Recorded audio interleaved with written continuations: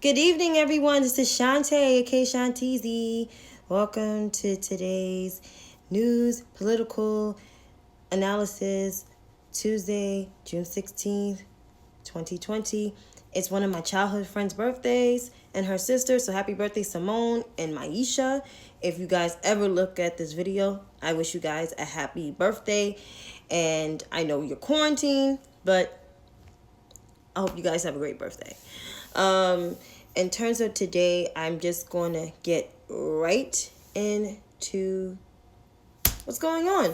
So we're still in the midst of a pandemic and we have a civil unrest, but I'm going to address the stuff in the pandemic first, and then I'm going to get to the civil unrest and all the other race relations and some of the foolery that I looked on today. So here we go. So the coronavirus, we are 2,136,208 cases of COVID-19. And most of the states are reopening, and it's due to the phases of reopening that most of the states are. As 21, I think it's 23 states that have saw increases since they're reopening. And that includes most of the Southeast and some parts of the West and the Midwest.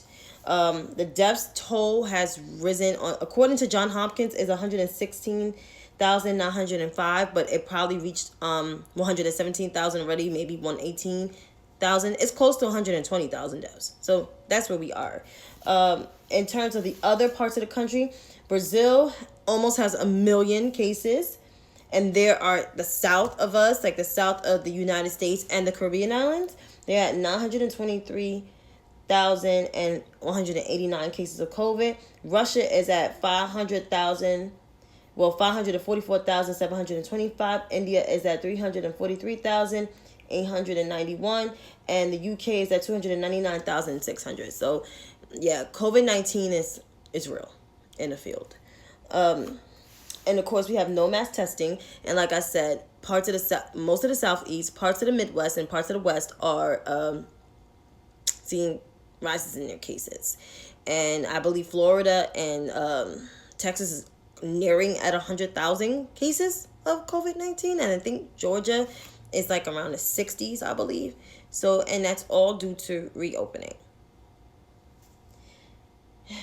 So in terms of Governor Cuomo's briefing, it was a half an hour short briefing, but he covered some things he's doing. He covered the New York State reform and reinvention collaboration. Is more so communities and police departments and also mayors and city councils to come up with a comprehensive plan. So this way that the community will get the correct policing that we get. From these police officers. They already signed executive orders of banning chokeholds, prohibiting false 911 claims, have the AG act as our special prosecutor, and lastly, repeal of 50A, so making all police disciplinary records public, like teachers and firefighters and other civil servants. So, yeah. And in terms of other things that he has done with COVID-19, New York City saw a 1.2 in their testing as of yesterday. 25 people have died yesterday. That is the lowest since March 16th or March 20th. We had the lowest cases of hospitalizations, and that was 1,538 since March 20th. That's like almost 3 months ago. Like, we saw for 2 weeks almost 800 people dying every day, and it went from 800, 700 to 400 to 200 to 100 to under 100, and now to even under 25 almost. So that's awesome. And it's been a 3-day streak since this past weekend. In terms of antibody tests, New York City, antibody tests are 21.6 since it was performed since May 1st to June 13th. And this racial disparities he had said, and then you break it down, 11.1% are Asians. I mean, it went up by 13.2. So I'm reading the numbers. I'm going to read the numbers now. So the Asian population is 13.2 for antibody testing. For African Americans is 20.8. From Hispanics is 34.4, 30.4. Multiracial, that's mixed people, are 18.6, and white people are 6.1. So you could tell those racial disparities right there, and that's why they need to do more studies and it needs to be more Medicaid expansion. And my governor should, expand the Medicaid, because that's important, so people don't be affected disproportionately, because this is what happens in the midst of pandemic. You see all the racial disparities being exposed. In terms of boroughs, antibody testing, the Bronx have the most, 32.6, and that's because a lot of the demographic in the Bronx is Hispanic. Along with Brooklyn, Brooklyn has another high, 21.3, and Queens have 20.5, while Manhattan and Staten Island has the lowest. Manhattan is more diverse. It's the most diverse borough throughout the city. So you can see there was different, but Staten Island mostly have white people. You can see their demographics is just lower. So those are racial disparities that need to be addressed, and hopefully they be addressed more time soon with this, with the governor and his administration. He also announced that hospitals can't accept visitors, but up to their own discretion, but they have to follow state guidelines, and that is to make sure all visitors and all workers have PPE on. That's important. And to wear their gloves and check their temperature for any symptoms COVID related. Capital region, I think that's the Albany region, will be entering phase 3 tomorrow. He also announced that the U.S. Open will take place on August 31st to September 13th without any audience, so people could watch on television. I don't know how that's going to be, but okay. And he also addressed more of, the dynamics of our reopening versus other states reopening. I addressed that this stuff is going up. So you could catch more of his briefing online. It's there. You can watch it. No problem. So now to these racist pieces of, So Donald Trump signed an executive order. Let me get this straight. His executive order will, let me read it correctly as I written it, will for police departments to adopt the highest professionals to serve in their community, and it will give them proper policing, proper police training and use of excessive force in a proper manner. He also put a ban on chokeholds, but an exception if an officer's life is at risk or in danger. AKA, that's going to make every officer use a chokehold when their life is in danger. Pantaleo thought his life was in danger when Eric Garner was selling his damn cigarettes in Staten Island. Sherwin thought his Shervin, whatever his name is, the one that killed George Floyd, thought George Floyd, because he was so tall, that his life was threatened. Give me a break. He also going to give more funding to the 18,000 police departments in the United States. I'm like, they don't need no more funding. And so they're less they underfunded and less staffed. That's a piece of crap, because if you look at New York City has the largest police department. Almost 40,000 police officers with a $6 billion budget. 2 big unions. Give me a break. Give me a break. He also said some stuff that was very alarming. He said police make great sacrifices. That's crap. He also said something that, what he also said, law and order must be restored. That sounds like a Bull Connor and a George Wallace saying from the 60s when they unleashed the dogs on the protesters. We must support our men and women in blue. So this executive order is mostly catering to the police instead of the people. They're talking about we're going to track more data of, people that was arrested and everything. That was already done within President Obama's thing. But I'm going to get to that in a minute. And he said violence and destruction will not be tolerated. And then he says something about, I strongly oppose radical and dangerous efforts to defund and dismantle the police. The police, no one talked about dismantling the police. If anybody did talk about was defunding the police. That means divert the funding from the police away and put it to other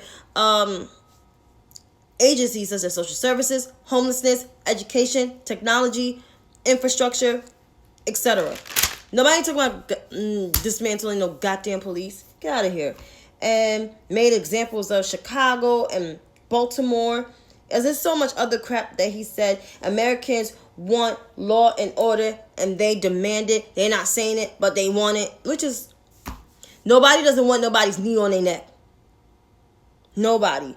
And it's just a whole bunch of other crap that he said. He said President Obama and Joe Biden never tried to fix this problem. That everybody know that's a whole bunch of bullcrap.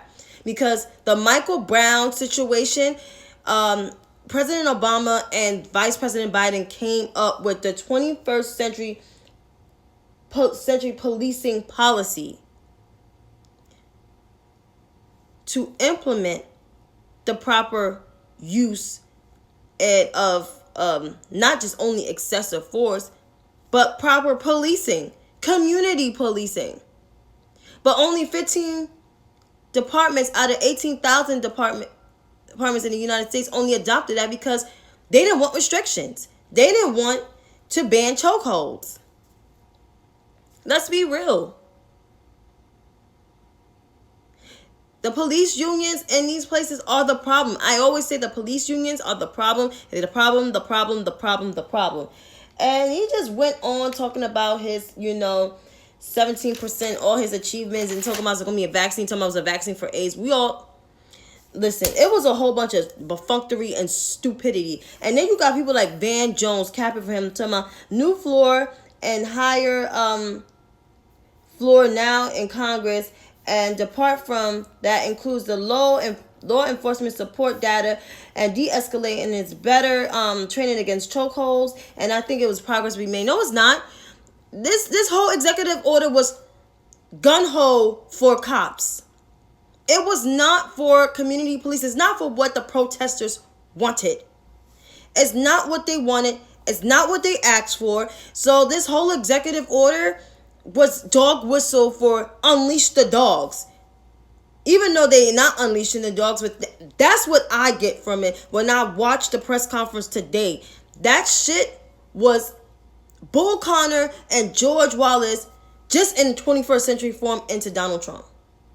But people need to understand that Donald Trump was never for black people. Even though he had all the families of Atavia Jefferson and Ahmaud Arbery and what's the other guy's name? Jamel Robinson and Bothan Jean.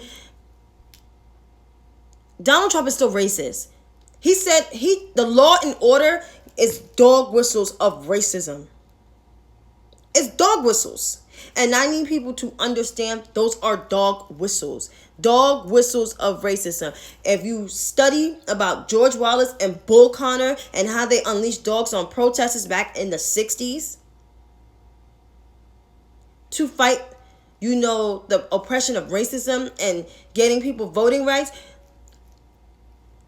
that's instilled in Donald Trump. He embraced those idiots and those bigots. And that's what you get from this executive order. This executive order does not address the concerns of the protesters. So I have stated that once again.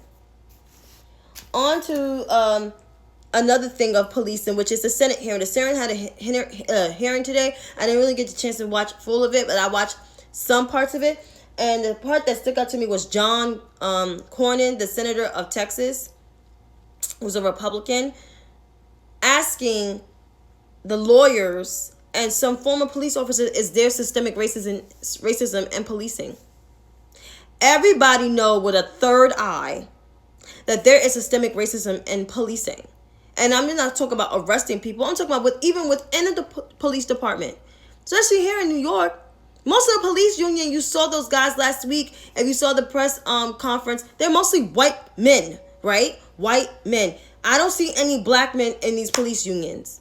I see them on the force, but not in police unions. No.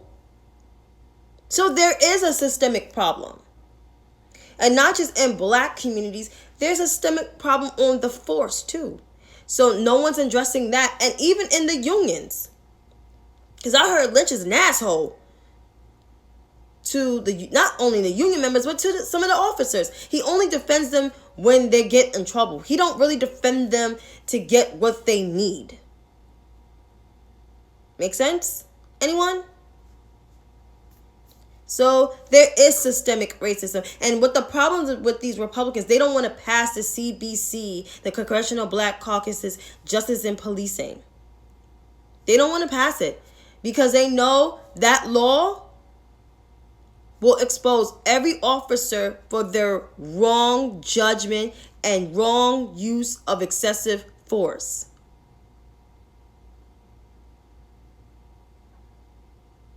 I hope this law does pass because it needs to pass. It has to pass. Because people are tired. People want to protest until those laws pass. And yes, black officers are the ones that are dying, but Donald Trump is using them as pawns, Jamila, and he's using them as pawns to the core. Because he used the black officer as the one that got shot with all that looting going on as a pawn. This is all a game to Donald Trump. This is political theater to Donald Trump, and that's what you saw today. And even with the Republicans, it's political theater. With the Democrats, people say it's political theater, but the Democrats are the ones that's coming up with the legislation that is mirroring what the protesters want. And even protesters want them to go a step further. Because I want them to go a step further. I want them to actually go where they can actually defund the police on a national level. Even though it's a state thing, but they need to do it also on a national level. That's how far I want them to go. So I hope that answers your question. And thank you for watching. But, yeah. I hope they go a step further. I really do. As for another silly white thing. You know what, Chantay? You're right. Black officers, I said this is systemic racism against police officers, especially black and Hispanic police officers by white police officers, especially the ones with just a high school education. Those police officers, the white ones with just a high school education, they're the ones that are, they're racist because they feel like the black police officers with education, because black police officers realize they have a much harder time when it comes to oh my God, excuse me.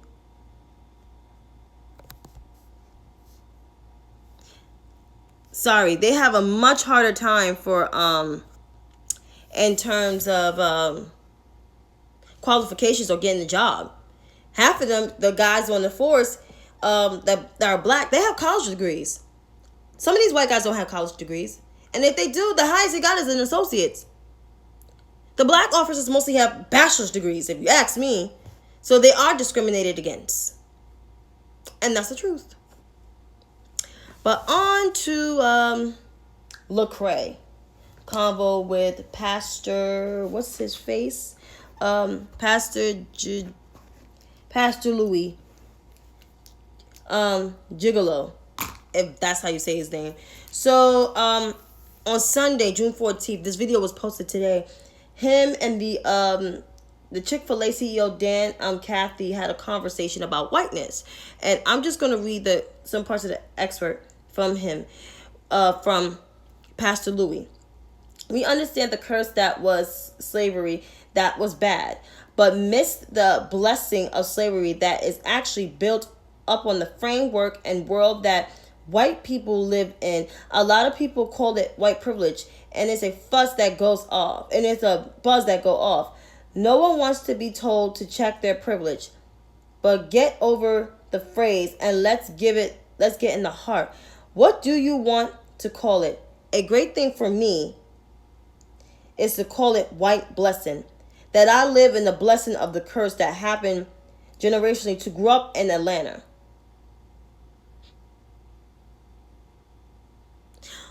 When I saw that video, I was just like, what? And Lecrae actually just sat there and just like, yeah, yeah. Like, dude, you could interrupt and would have been like, no, it's white privilege. It's white privilege. You don't say something like, oh, white blessing. That's racist as hell. You don't say nothing, oh, it's white blessing. Like that.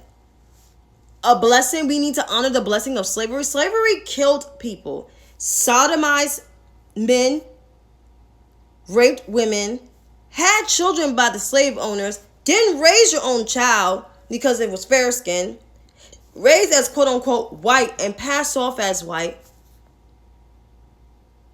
So how is it a blessing? And then after slavery, we still dealt with crap. From the Reconstruction era where we had to be segregated but equal. No, excuse me, separate but equal. Still couldn't vote. Still wasn't considered as citizens. Called colored, Negro, then colored.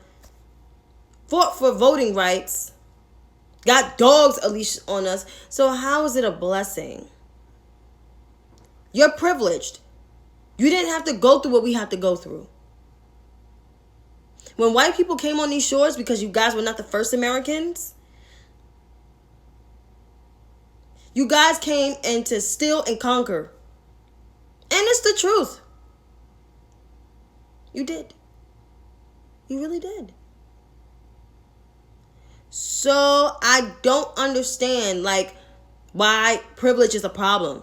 Because you guys went through, and even with jobs, you guys get more of the money. Especially white men get the most money and can't even perform the correct job function. And the black woman who has the same job as the white man gets 61 cents less, 61 cents less than a white man.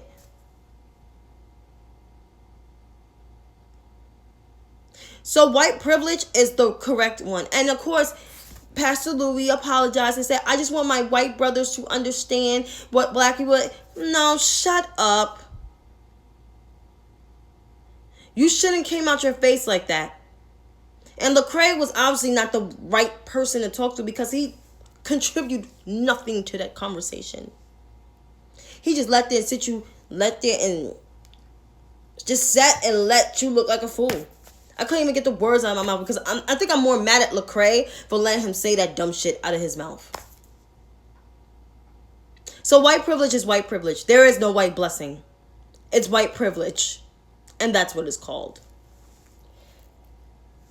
As for Republicanism, well, I'm going to talk about that next, and let's talk about Tim Kaine's slavery comment was criticized. He was called out for it, and he said that slavery was created in the United States. I mean, slavery wasn't created in the United States. It actually started out in Portugal, I believe in 1414, unless it's 6. I got to get the correct. Yeah, I know slavery did start in 1619 over here, but I think the slave trade began way before that, but it began in Portugal. That was the first place. But Tim Kaine was slightly right in some sense. Like, the United States did have it for centuries. They had it from 1619 to 1863. That is like over 200 and something years, 300 and something years of slavery. They had slavery. It was for a long time. It was for 3 centuries. 3 or 4 centuries. It was 360 something years of slavery. I'm getting my numbers mixed up, but I know it's 362 years of slavery. It's been for decades. And even past slavery, you still wasn't considered to be a person because there was separate but equal laws. You couldn't go on this side. We still dealt with systematic and institutionalized racism. So, and that Tim Kaine is right. So the only ones that's criticizing him is Republicans. And these Republicans that's criticizing him said America was great when it was slavery, when black people were separate. What? No. C.J. Pearson was one that said that. Candace Owens, Katrina Pearson, who these quote-unquote black Republicans are grifters, and they tout the alt-right white man's rhetoric. So for those people to get on Tim Kaine because he kind of like told the truth, y'all should be talking to y'all quote-unquote president invoking George Wallace and Bull Connor talking points. Just saying. Now with Republicanism gone left. So I saw this video that gone viral, and Roland Martin, he's the host of Roland Martin Unfiltered. He's also a top African-American journalist who interviewed both liberals and Democrats, which he's a great reporter. Posted this video that was posted by somebody in the Republican Party, and this black girl addressed Republicanism, and she basically said that I will not vote for Joe Biden because he put people in jail and blah blah blah blah, and over Donald Trump I would, and she didn't say who she was gonna vote for. And then she caped for the Republican Party, say they end slavery and blah blah. Yeah, they end slavery. Lincoln ended slavery. Emancipation Proclamation. But after Lincoln, what other Republican matched to Abraham Lincoln? Nothing, right? Not Ulysses Grant, not Cleveland, not Theodore Roosevelt, not Eisenhower, definitely not Nixon. Republicans started to be less and less for the people. Calvin Coolidge wasn't really for the people. I mean, yes, the Democrats were not for the people at the time, but the party started changing under FDR, but it fully changed when the Kennedys got in office and fought for civil rights.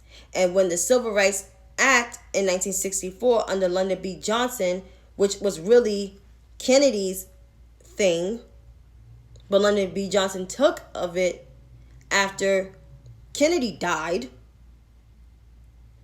Republicans were not for the bill, and some Southern Democrats who would call themselves the Dixiecrats were not for that either. Of course, it got passed it got passed eventually, but Lyndon B. Johnson lost a lot of support from the Southern Democrats because it wasn't for it. And of course, there's Republicans that wasn't for it neither. And then their whole ideology changed. Conservatism changed. So pretty much, I think this little girl that says something about this and says something about Republicans, and also when the black people move up north, there was things already established. Like it made no sense. I think she need to do her history because honestly, to tell you the truth, the parties have swapped as the time the height of the civil rights movement became popular and became known. You have a little bit of liberals that were on the Republican side, but some of them even switched parties. Some stayed within the Republican Party and some switched out. So I think this little girl wants to do her research. So when you hear black people talking about caping for the Republican Party nowadays and talk about the party of Lincoln, if you got to dig deep to 1863, there's clearly something wrong with the grand old party. I'm just saying. As of presidential politics, so I saw a tweet from Jason Overstreet. I think he's a Warren supporter. He wants, of course, he's one of the folks that want Elizabeth Warren as the VP, but he wants Kamala Harris as the AG. When you're a senator is more higher than kind of like an AG in a way. It's like if you become the AG in the administration, DOJs are mostly career lawyers. I think Kamala don't want to be a career lawyer. She just wants to be a senator. And if she's the vice president, that would be much better, or secretary of state. Who wants to be the AG when you was an AG somewhere else for many years? No. And if the administration, the next administration do pick an AG, they need to have Sally Yates.